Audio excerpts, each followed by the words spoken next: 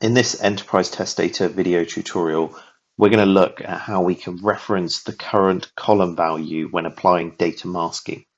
We're going to firstly create a masking rule, and then we're going to execute that masking rule to evaluate the results. Okay, so what we have here is a masking rule set for an employees table. And what we're going to do is we're going to take the current value in first name and we're going to convert it to lowercase. Now, obviously, this isn't removing the PII, but it's showing us how we can ingest a current value and pass it through an expression to manipulate it.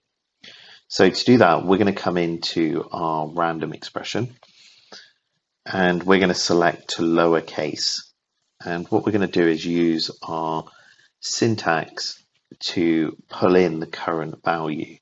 Now you can use reference to pull this in, but if you want to manipulate this further inside a function, you can.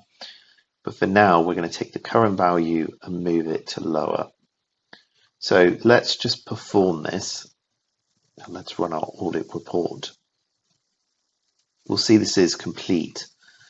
Let's go back and take a look at the audit. And what we'll see is that every first name has now been converted into a lowercase. Now, this can be particularly useful when you're operating over things like social security numbers, or you want to perform some in-place masking.